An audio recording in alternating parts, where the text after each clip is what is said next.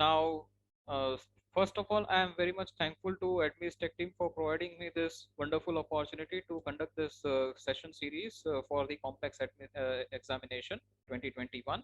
Now, in our previous session, students, we had covered up the fundamentals dealing with the algebra, coordinate geometry 1, coordinate geometry 2, and in our today's session, we will be, starting off with the calculus portion, wherein we'll be overlooking to the fundamentals of limits, that is review of limits.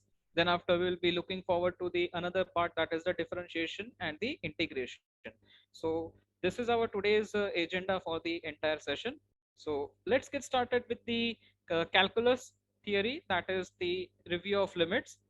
Now, when it comes to limits, the fundamental definition, what we can say as a part of just key concept learning, that is in mathematics, a limit is the value that a function approaches as the input approaches to certain value. Okay, so let's say if I say that x tends to 1. So x tends to 1 means that x is approaching the value 1, but it is not 1. Okay, so x tends to 1 is what the limit, what we are looking forward in this mathematics concept of limit. Now, as and when the further discussion of limits is to be considered, the theoretical portions which are in depth, that gives us the overall idea of the fundamental limits are not covered up. Why? Because we are dealing with the review of limits. So whatsoever the things which we'll be discussing today, that is going to help in the simplification of various problems that are of MCQ type. So for that, what we need to look out, that is the left hand limit. So let's say if any given epsilon is greater than 0, then there exists a certain delta value which is always greater than 0, such that modulus of fx minus L is always less than the epsilon value, and for that is for all x, and the range of it is from a minus delta to which is less than x, and it is also less than a. Okay, so this is what the condition which we need to look out. Then we can consider that limit x tends to a minus, okay, limit x tends to a minus f of x, that is equal to L. So this is what the key concept of left hand limit, that means at certain point this is the limit which is we are overlooking forward to it. Now right hand limit, that is if given epsilon is greater than 0, there exists a certain delta value which is always greater than 0, such that for modulus of f of x minus L which is less than epsilon, for all values of x we obtain that a is less than x less than a plus delta.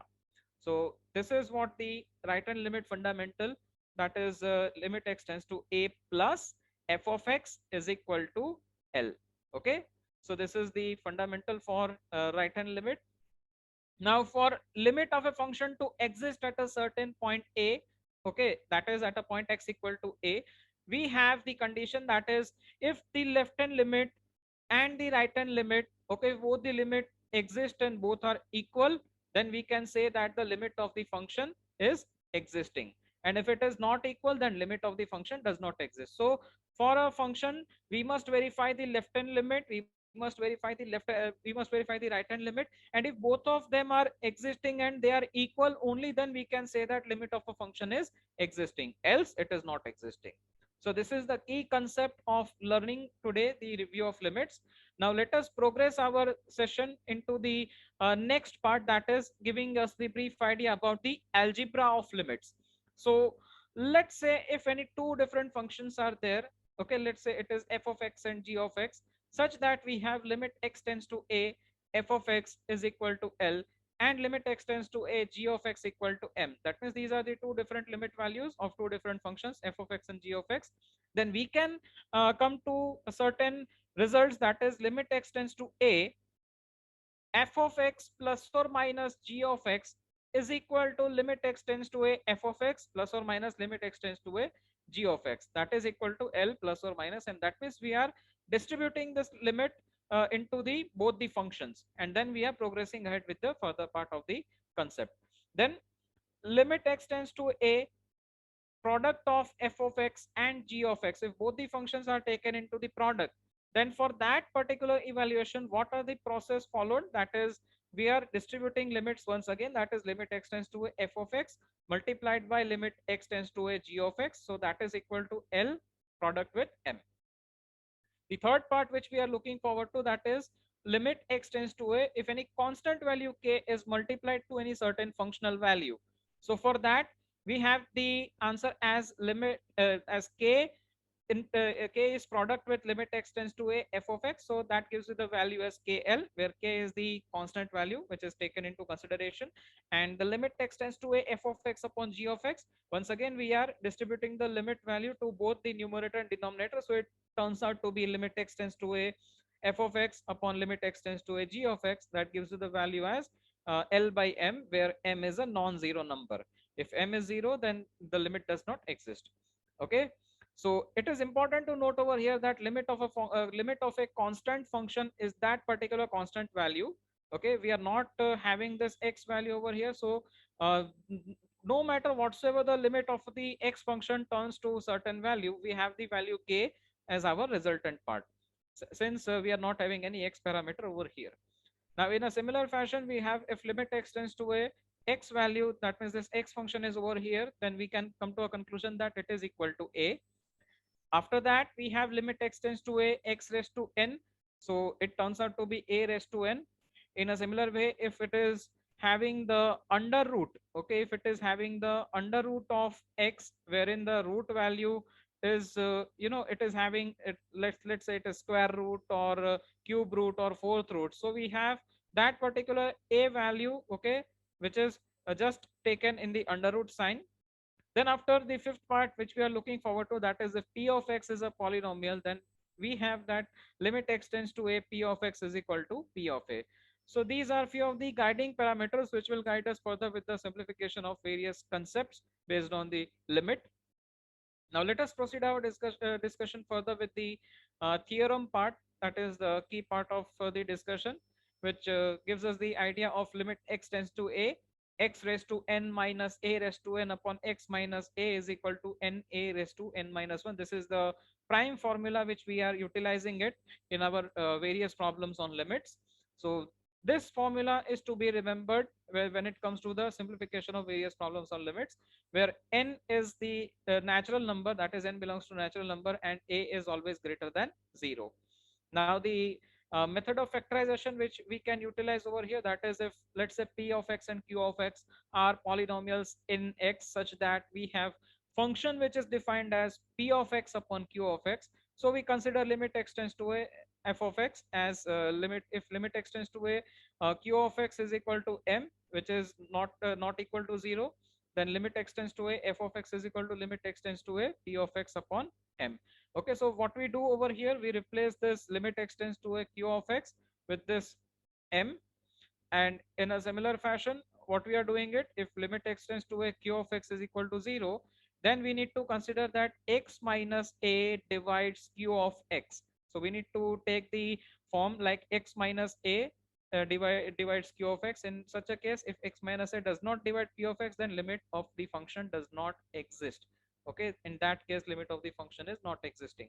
So if it is existing, then we will follow this particular format, that is p of x upon x minus a and q of x upon x minus a.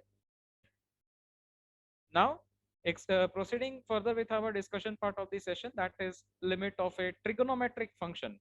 Now limit of a trigonometric function, that is for limit x tends to a sin x, we have sin a. In a similar way, limit x tends to a cos x, that is giving us the answer as cos a. Now the squeeze theorem, which is also known as sandwich theorem, we will look forward to that part, that is if three functions, that is f of x, g of x and h of x, are given such that f of x, this functional value, is less or equal to g of x is less or equal to h of x for all the x in an open interval. This is to be taken care of, all the values are in open interval, that means we are not considering the boundary values, okay, about a. So we can come to a conclusion that limit x tends to a f of x is equal to capital L value, and limit x tends to a h of x is equal to once again capital L value. So certainly we can come to a conclusion that if both the limits are having the same limit value, then according by using sandwich theorem, we can conclude that the middle portion, that is the g of x, Okay, the middle function that also possesses the same value.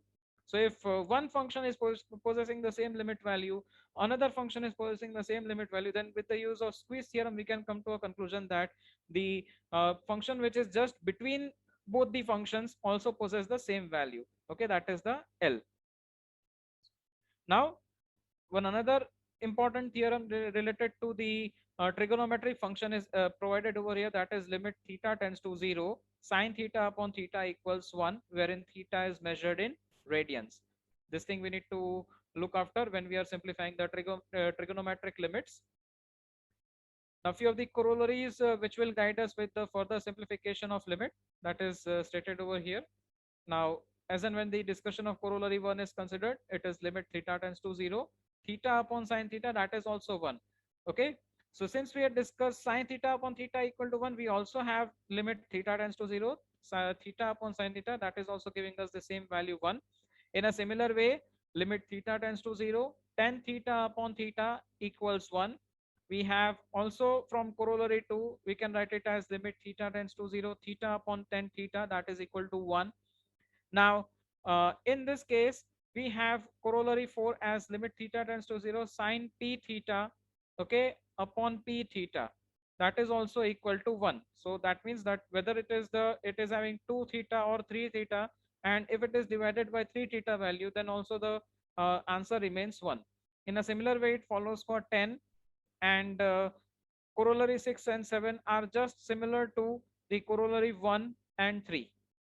Okay, only the key difference between this two corollaries is that it comprises of p certain constant value which is just uh, located prior to the parameter value, that is theta. Only this is the key difference, otherwise the corollaries 1 and 2 are 1 and 3 are similar to 6 and 7. All right, so this gives us a clear idea about the conceptual part of limits. Now, further extension to our session, that is limits of exponential and logarithmic functions. Now, let's say if any function is given as limit x tends to 0 e raised to x minus 1 upon x. So the answer to this function is always log e to the base e, that is giving you the final value as 1. In a similar way, if limit x tends to 0, a raised to x minus 1 upon x, then we can consider the answer as log a to the base e. Make sure the base is e. Okay, though it is not specified, but you need to remember that the base is e. Then after, a value must be greater than 0 and also a must be non-zero value. Then and then we can apply this formula over here. Otherwise, it is not applicable. After that, we have limit x tends to 0, 1 plus x raised to 1 upon x, that is giving us the answer as e. Now all these set of formula which are provided over here, all these set of formula have the derivation part, but since the session is primarily focusing on the questions which are of MCQ type, so we are neglecting that derivation part, and we are simply focusing on this formula which can be readily applied to the numericals which will be coming across to in the further slides. So you need to take a screenshot of this particular slide, which will help us in the simplification of further questionnaires. Now limit x tends to 0, log of 1 plus x upon x, that is equal to 1. Then after limit x tends to 0, e raised to e raised to px minus 1 upon px, that is also having the same value as 1. Then limit x tends to 0, a raised to px minus 1 upon px is equal to log a to the base e, wherein p is the constant. In a similar way, limit x tends to 0, log of 1 plus px upon px, that is equal to 1, wherein once again p is the constant value. And lastly, limit x tends to 0, 1 plus px raised to 1 upon px, that is equal to e, wherein p is the constant. So do take a screenshot of this particular slide and kindly inform me in the chat window. Then after we'll proceed further with the simplification of various problems. All right, thank you for the confirmation. Now we'll proceed further. So the last part which we need to discuss, that is limit at infinity. Now until now what we discussed, that was limit limit was having the tends to 0 portion. Okay, so limit of the function was tending to 0. Now we will look forward to limit of the function which tends to infinity. So for that, what is the condition which we need to take care of? That is, a function f is set to tend to limit L as x tends to minus infinity if for given epsilon value greater than 0, there exists a positive number m such that modulus of f of x minus L is always less than epsilon for all x value which is greater than m value. Now, to sum up with this statement part, we have the guiding path as the one which you can find in this box, that is limit x tends to minus infinity f of x is equal to L.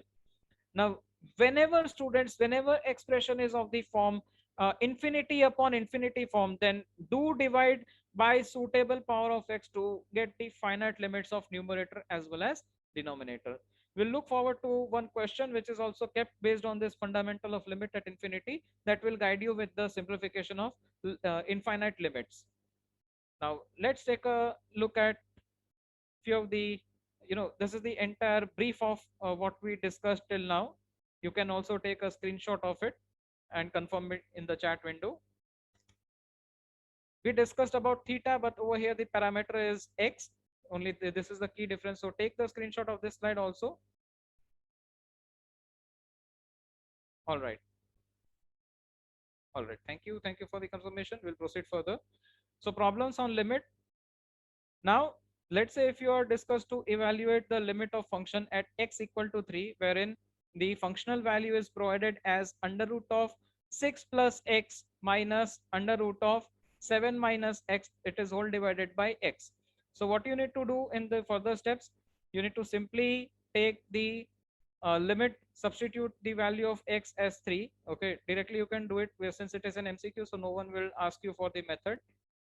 So directly you can take under root of 6 plus 3 minus under root of 7 minus 3. It is divided by 3. And thereafter you need to do the further simplification. So it is under root of 9 minus under root of 4 upon 3.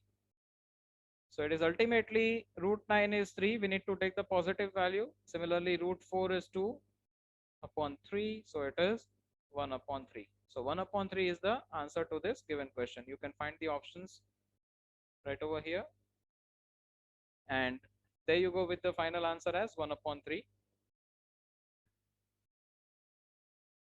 So I believe this question is well understood by each and every student.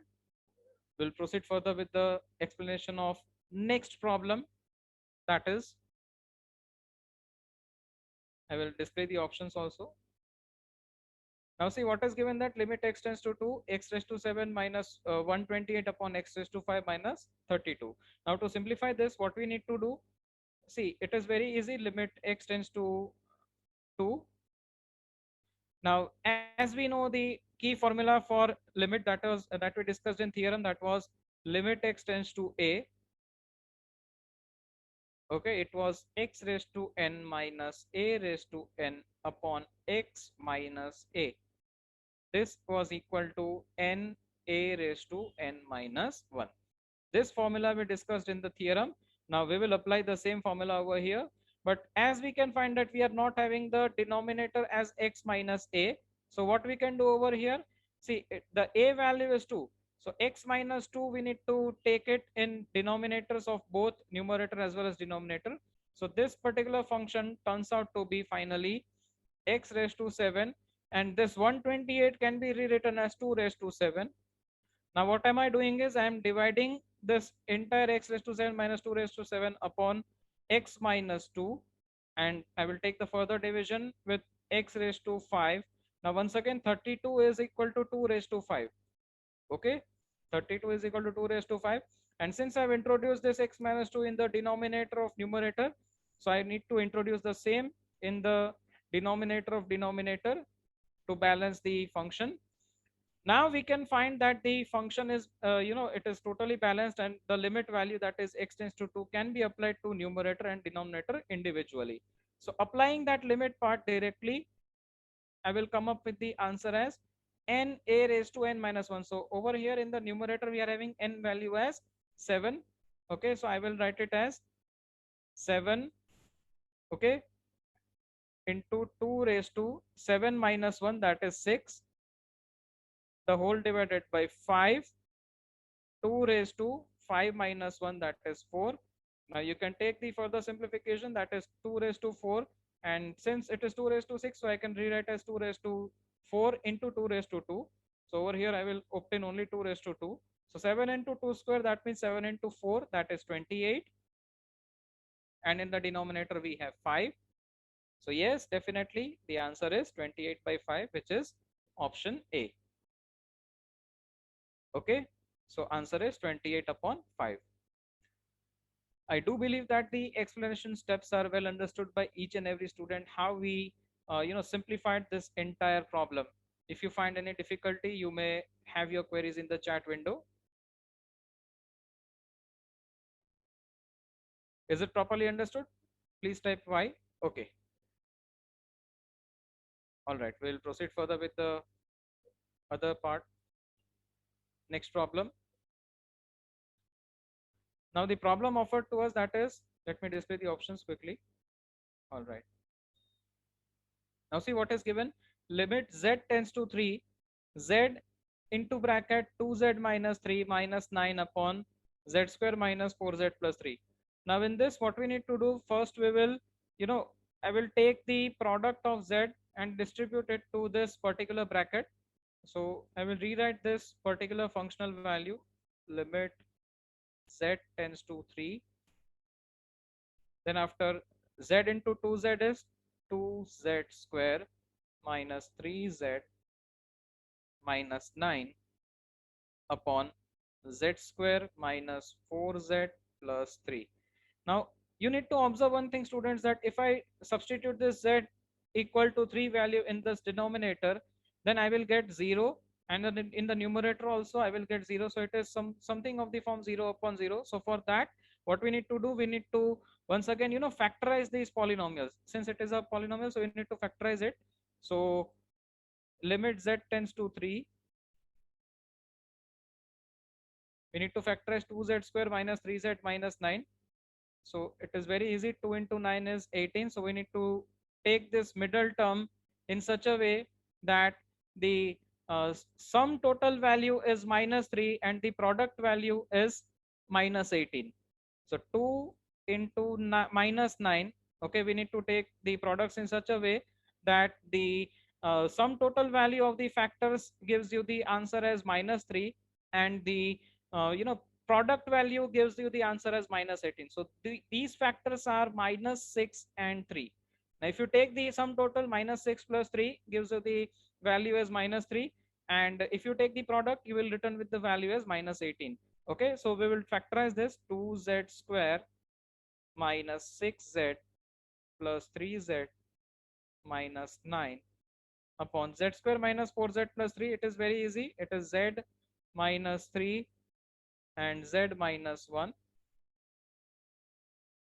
Then after, once again, limit z tends to 3.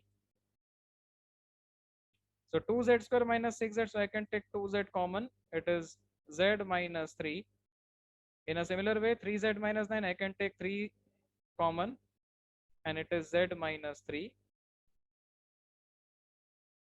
upon z minus 3 into z minus 1. Now further simplification, it results into limit z tends to 3.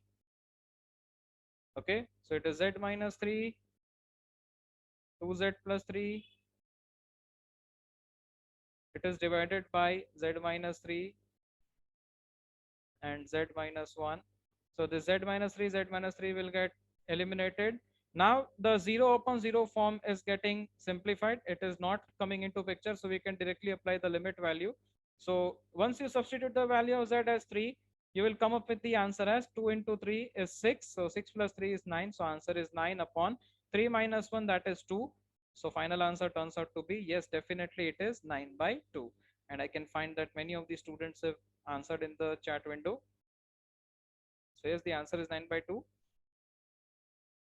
I believe this problem is well understood.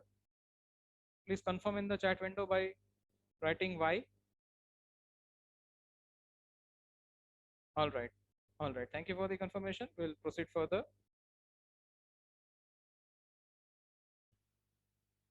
Now we have evaluate limit x tends to 0 under root of 1 plus x minus 1 the whole divided by x. Now to simplify these kind of problems, we need to introduce rationalizing factor. I believe you must be recalling with the concepts of rationalizing factor. So rationalizing factor is nothing but it is the numerator part which will be taking as a rationalizing factor. So how to solve this? Let's have a look. So this ultimately can be written as limit x tends to 0. Okay, it is under root of 1 plus x minus 1 the whole divided by x, and I will take the product with rationalizing factor, that is numerator part. Now how to take it? See, the numerator value, since it is under root of 1 plus x minus 1, so I will take the rationalizing factor as under root of 1 plus x plus 1, and I will divide with the same value, that is under root of 1 plus x plus 1. So this is the rationalizing part. Okay, now you need to take the product. So it is similar to, see, this can be related as a value, this can be related as b value. So it is similar to a minus b and a plus b. What is the resultant? It is a square minus b square. So once you do that, it is limit x tends to 0. Okay, it is limit x tends to 0. Now if you take the square of this under root, the under root sign will disappear. So it is 1 plus x, and 1 square is 1. So a square minus b square, so it is minus 1. 1 plus x minus 1. It is divided by x into under root of 1 plus x plus 1. Okay. Now 1 plus x minus 1, so answer is x. So limit x tends to 0. It is x upon x. Okay, x upon x into under root of 1 plus x plus 1. Now this x value will be eliminated. So you're finally remaining with limit x tends to 0, 1 upon under root of 1 plus x plus 1.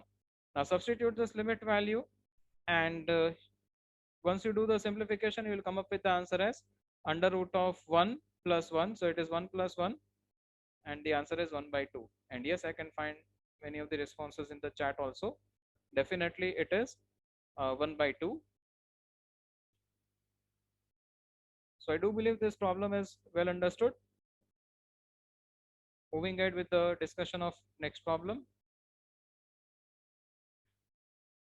It is limit x tends to 0, sine 8x upon 10 4x. Your options are as listed over here: 2, 1 by 2, 4, and none of these. So to simplify this, we need to use the fundamental which we already studied, that is limit, we can say mx in general tends to 0, sine mx upon mx equal to 1, and limit ny tends to 0, tan ny upon ny equals 1. These are the two different formulae which will be utilizing it in our simplification part. All right. So how to simplify this? It is very easy. What we need to do, see, since it is sine 8x over here, so what can I write over here? Limit x tends to 0. I can write it as sine 8x upon 8x, and I can further write the denominator as 10 4x upon 4x. Now as I have introduced 8x in the denominator, I need to also introduce in the numerator. So I will take the product and I will write 8x in the numerator. Similar way, since I have introduced 4x in the denominator, so I need to introduce right over here in the denominator also. And then I will take the further simplification steps. Now this x value, okay, x is getting eliminated. Now limit x tends to 0, sine 8x upon 8x, and limit x tends to 0, 10 4x upon 4x is 1. So I will be remaining with only 8 by 4. All right, I will be remaining with only 8 by 4. So on simplifying this, yes, we definitely obtain the answer as 2, which you can find right over here. So answer is 2. All right. Now proceeding further with the simplification of problem number 6, that is given as limit x tends to 0, 5 raised to x minus 1 upon sine x, and here are the options for the same. Now as we know the fundamental part, that is limit x tends to 0, a raised to x minus 1 upon x, that is equal to log a to the base e, and limit x tends to 0, sine x upon x is 1. We are going to utilize these two fundamentals in this particular problem. Now how to implement it, let's have a look. See, if you observe limit x tends to 0 and this numerator is missing x in the denominator, in the similar way the denominator we are also missing with the x value. So we can introduce, you multiply and divide the denominator, sorry, we can divide the numerator and denominator by the x, and then process further. So we will follow the same thing over here, that is 5 raised to x minus 1 upon x, it is divided by sine x upon x. And now we are good to go with the further implication of this limit value, that is x tends to 0.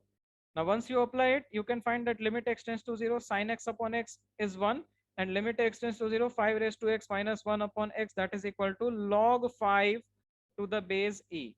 So it is log 5 to the base e, and we have 1 in the denominator, so final answer is log 5. Okay, if you are having only log, then no need to worry, it is ultimately log 5 to the base e. Okay, log of given value to the base e. So there you go with your result, and you come up with the answer as log 5. Next problem. Now we have the limit value which is, it is extending to infinity, limit tends to infinity. So limit x tends to infinity, ax plus b upon cx plus d. How to simplify this? You have the options as given over here. So the simplification steps are quite easy.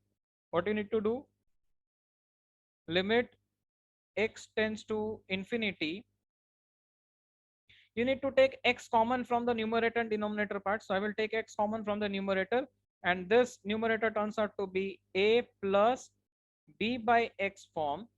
In a similar way, the denominator turns out to be c plus d by x. Now we can cancel this x, and you can apply this limit x tends to infinity right over here. So as we know that limit x tends to infinity, the constant value is that particular constant, and limit x tends to infinity, 1 upon x is 0. So over here we have b upon x, so this is ultimately 0 and this is 0. So this limit value turns out to be a by c only. So your answer is a by c, that is option C. Yes, very good.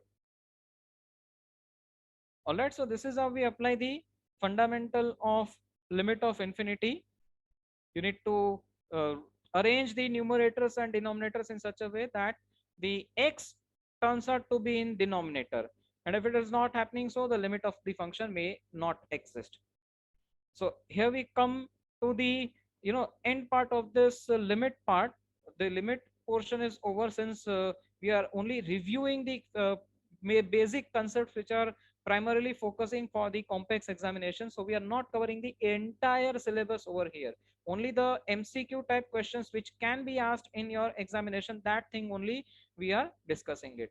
Now proceeding ahead further with the next chapter, that is differentiation.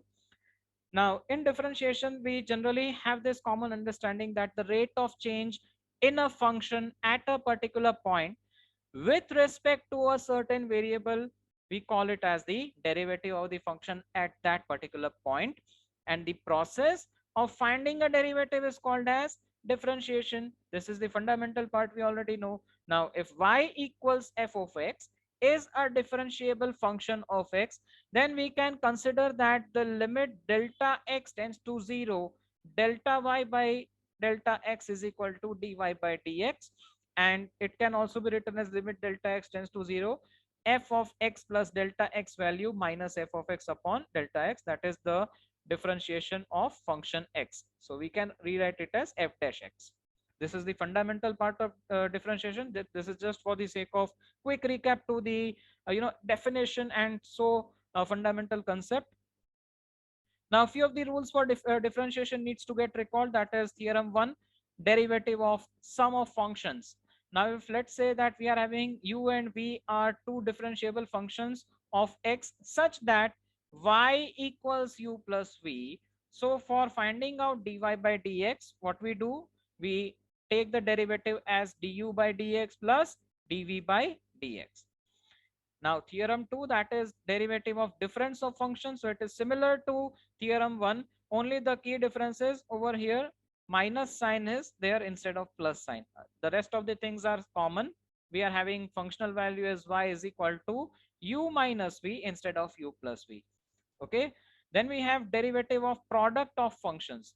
So to find the derivative of product of functions, that is if any two functions, let's say u and v, are in product, as you can find over here, it is y is equal to uv, then the rule is dy by dx is equal to u derivative of v with respect to x plus v derivative of u with respect to x. Okay, so it is just like first derivative of second plus second derivative of first. Okay, then theorem 4, that is derivative of quotient of functions.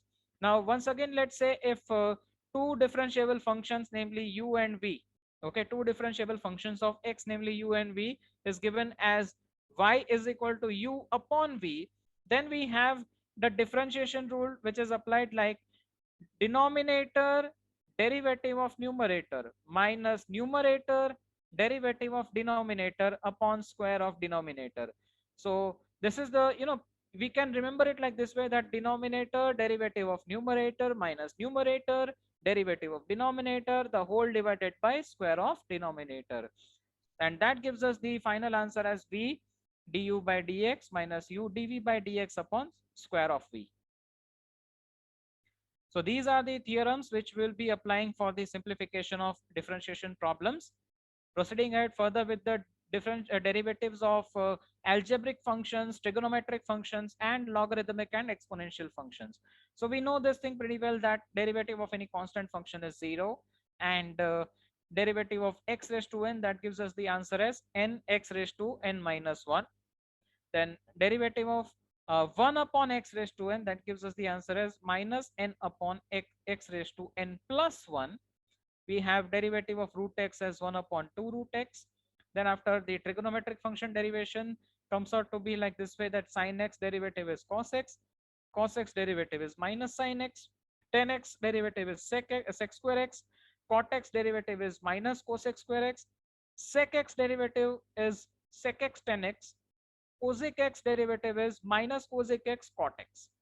Now for derivatives of logarithmic and exponential function, we have derivative of log x to be 1 upon x, derivative of e raised to x remains same, that is e raised to x, and derivative of function a raised to x, that gives us the value as a raised to x log a to the base e.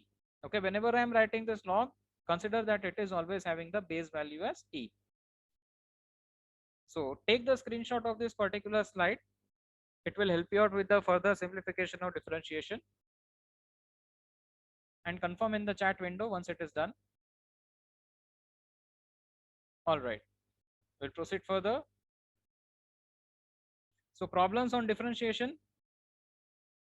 Now we need to differentiate with respect to x this given functional value, that is given by y is equal to x raised to 3 by 2 plus log x minus cos x, and we are having the options as 3 by 2 root x, 3 by 2 root x plus 1 upon x plus sin x, 3 by 2 root x minus 1 upon x plus sin x, and none of these. So to simplify this, the process to be followed is very easy. We will obtain the separate derivatives of the given functions. That is, we'll do the process like this way: d by dx of x raised to 3 by 2 plus d by dx of log x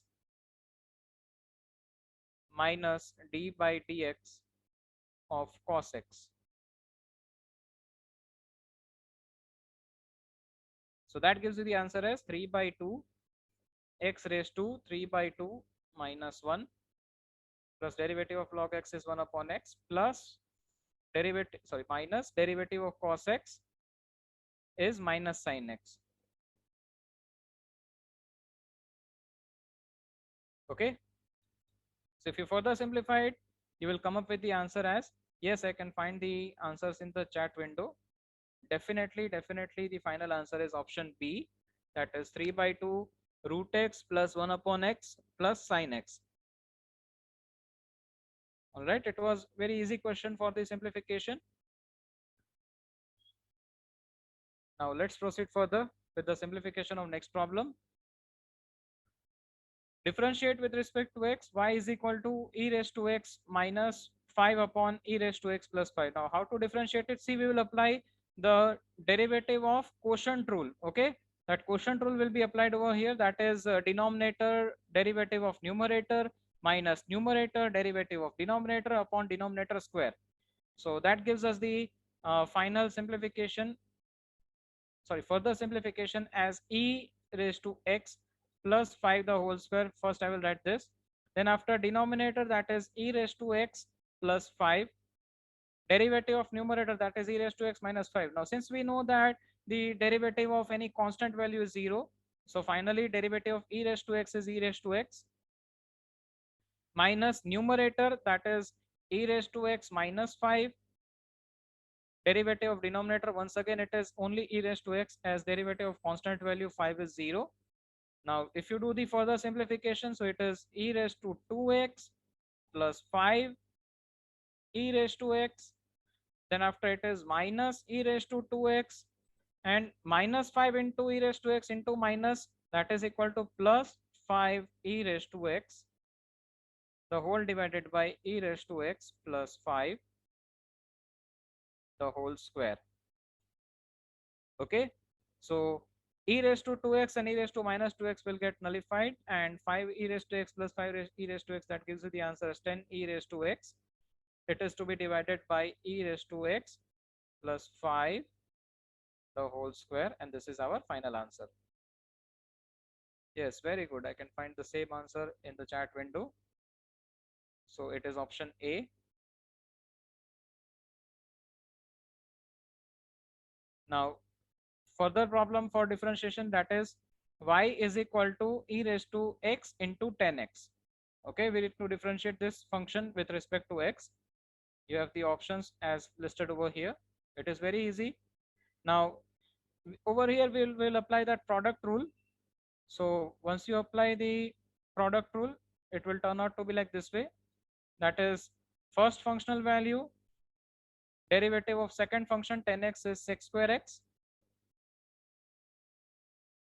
plus second functional value, that is 10x, derivative of function first functional value, that is e raised to x, is e raised to x. So we can take e raised to x common. It is sec square x plus 10x. Okay, so your answer is option C. Let's try to observe this answer.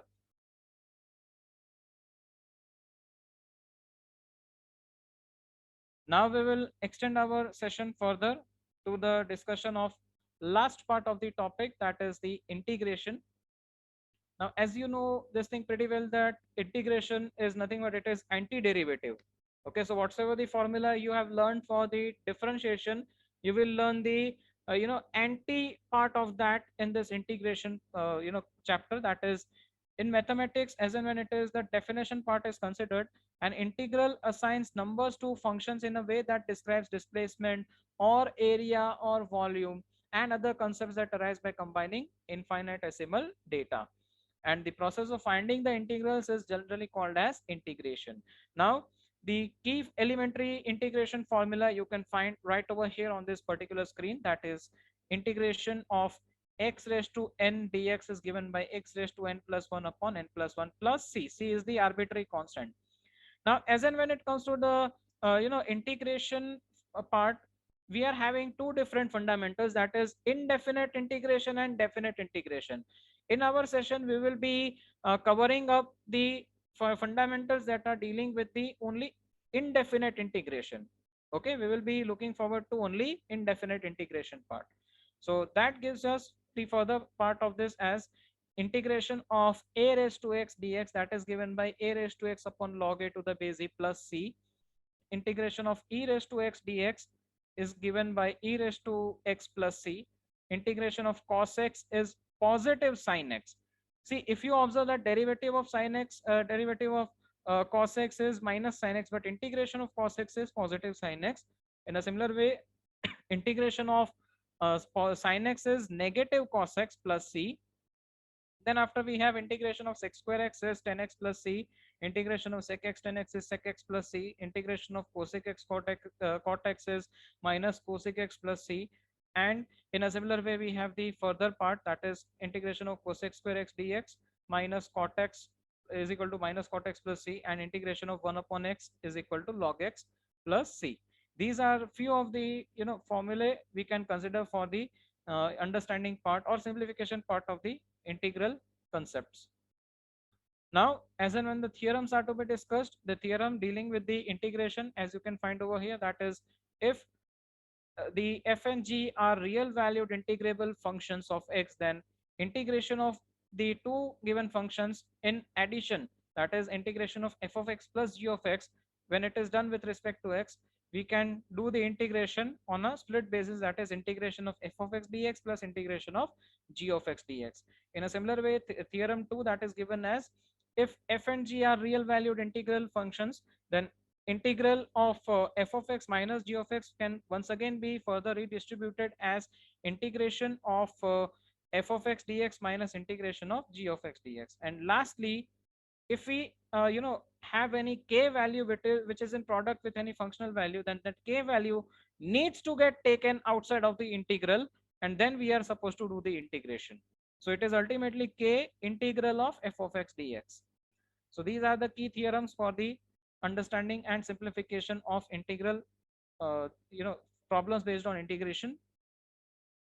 Now, three different methods are generally utilized for the simplification of integration, the questions, that is integration by substitution, or it is integration by parts, and integration by partial fraction. Now, very first, integration by substitution, that is, if x is equal to phi of t is a differentiable function of t, then we can come up with the conclusion result as integral of f of x dx is given by integral of phi of t into phi dash t derivative with respect to t. Okay, so this is how it can be rewritten as. Now, corollary 1, 2, 3, 4 are also important part in few of the problems, that is, if integral of f of x dx is given by any other functional value, once you do the integration, you return with the other functional value plus any c arbitrary constant value, then we can also consider that integration of f of ax plus b is equal to g of ax plus b 1 by a plus c. Okay, this a value, okay, which is associated, which is the coefficient of x, need to get divided before the functional value g, and then you are supposed to do the further part. In a similar way, if integration of f of x raised to n into f dash x dx, so it can be written as f of x raised to n plus 1 upon n plus 1 plus c, wherein n is not equal to minus 1, and integration of f dash x upon f of x dx, that is equal to log mod fx. Make sure it is not bracket, it is mod. Okay, it is log mod fx plus c, and integration of f dash x upon under root fx is 2 root fx plus c. So these are the corollaries which will guide you for the rapid calculation of these kind of problems. Now let's take a look at few of the special integrals which can be utilized for simplification aspect, that is integration of 1 upon x square plus a square dx is given by 1 upon a tan inverse x by a plus c. If it is minus sign over here, then this result turns out to be 1 by 2a log mod x minus a upon x plus a plus c. Okay, make sure it is modulus. Now 1 upon a square minus a square with respect to x, if you are taking the integration, then we come up with the value as 1 upon 2a log mod a plus x upon a minus x plus c. And for next part, that is integration of 1 upon under root of a square minus a square with respect to x, that we have the value as sine inverse x by a plus c. Then for integration of 1 upon under root of x square minus a square with respect to x, we have answer as log mod of x plus under root of x square minus a square plus c. For integration of 1 upon under root of x square plus a square with respect to x, we have the answer as log mode of x plus under root of x square plus a square plus c. Now last is integral of 1 upon x under root of x square minus a square with respect to x. That gives us the value as 1 upon a sec inverse x upon a plus c. Now these are few further results, but generally in MCQ, okay, generally in MCQ, you're not supposed to do the long process. It's better if you remember these kind of integral values and directly you may substitute the value of a and x wherever it is asked. Okay, generally the questions are so framed. Let's say if it is given as integral of under root of 9 minus x square with respect to x, then no need to do the tedious calculations. Simply write the value as x by 2 under root of 9 minus x square plus 9 by 2 sine inverse x upon 3 plus c. This is the direct answer you can come across. Okay, in a similar way, if let us say if it is as that under root of 16 plus x square. So if you know this, if you have memorized this results, it will readily help you out with the simplification of these kind of integration problems on a very rapid rate.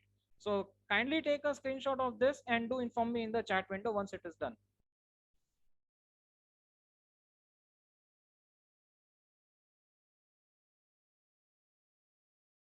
All right.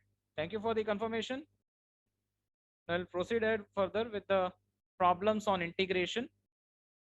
So the first problem which we'll be simplifying, that is integral of x raised to 3 plus 3 raised to x with respect to x. Now it is very easy to simplify. On the base of options also you can directly come to a conclusion what answer will come.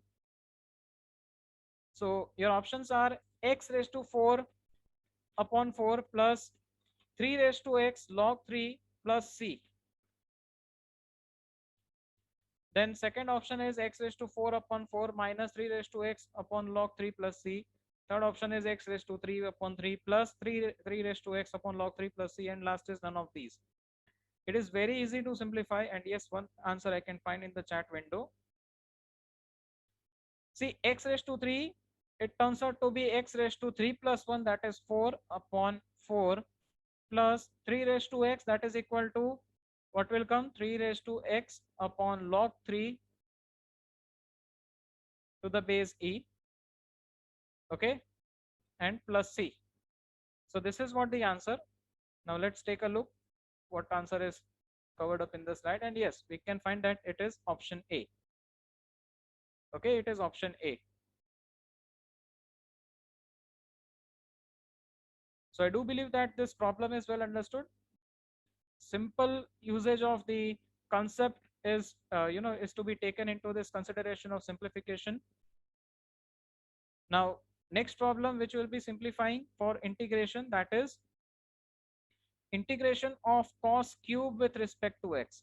Now as and when we had come up with the simplification of the trigonometric functions, we only know that integration of sine theta or integration of cos theta, but we are not knowing the squares or cube, that kind of functional part of trigonometry for the further simplification. So for this simplification part, what we can do is we can use the fundamental of trigonometric function, that is we know the formula of cos 3 theta. Okay, we know the formula of cos 3 theta, that is equal to 4 cos cube theta minus 3 cos theta. Okay, this was the formula for the cos 3 theta. We will utilize this formula for the sake of simplification. Now how to utilize it, let's have a look. Now see, we are having cos cube value over here, so what I can do over here, that is minus 3 cos theta goes like towards the left hand side, that is cos 3 theta, and minus 3 cos theta goes to the left, it turns out to be plus 3 cos theta. And then we are having only 4 cos cube theta towards the right hand side. So what can happen, that I will take the denominator value as 4, okay, and that is the value of cos cube theta. So instead of writing cos cube x, what I can do is I can take 1 by 4 common, it is taken out of the integral, and then I will rewrite this function as cos cube x can be written as cos 3x. Okay, it is written as cos 3x plus 3 cos x with respect to x. If you do the further integral part, we come up with the final answer as 1 upon 4 cos 3x can be written as 1 upon 3 sine 3x plus this 3 is written as it is, then cos x is sin x, okay, plus c. And then if you distribute this, I will take c dash over here rather than writing plus c. So if you take the further simplification of this, it is 1 by 4 into 1 by 3, that is 1 by 12 sine 3x plus 3 by 4 sin x plus c dash by 4. Now if you replace this c dash by 4 with c, the final answer is option B right over here, that is 1 by 12 sine 3x plus 3 by 4 sin x plus c. And there you go with your answer. All right. So I believe the fundamentals of integration also are properly understood by each and every student. Now on this note, I would hereby like to conclude our today's session that was specially conducted for the complex classes, and that was dealing with the fundamental of calculus, which include the topics of review of limits, differentiation and integration. Now before ending up with my session, I would hereby like to provide you one tip over here, that is you need to only focus on the prime conceptual part. Okay, since the MCQs are not of that much high level wherein you will be required with the tedious calculation, you are only supposed to know the basics or the key formula related to the chapter, and how can you apply that formula onto your provided question, and this gives you the answer in a very rapid rate. Okay, so on this note, I would hereby like to hand over my today's session once again to the admin tech